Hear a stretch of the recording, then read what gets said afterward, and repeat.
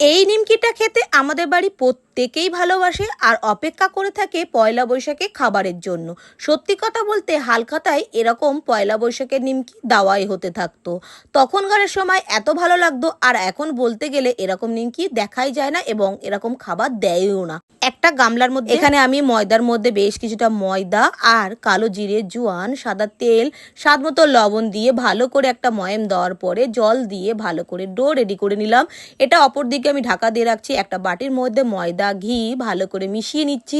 সেটাকে একটা লিকুইড করে নিয়ে সুন্দর করে বেলে নিয়ে তারপরে এই দেখো এই যে ব্যাটারটা রেডি করে রেখেছিলাম, মানে ঘি আর ময়দাটা, সেটা এইভাবে দিয়ে নিলাম।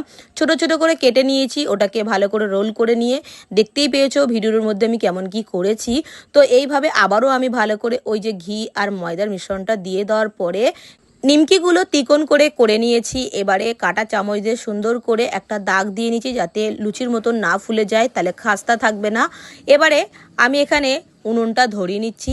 এবারে তেল দিয়ে দিচ্ছি কড়াইয়ের মধ্যে, আর যখন অল্প অল্প তেলটা গরম থাকবে তখন একটা একটা করে দিয়ে নিমকিগুলো ভেজে তুলে নিতে হবে। কার কার পছন্দ এরকম নিমকি অবশ্যই আমাকে কমেন্টে জানাতে ভুলো না।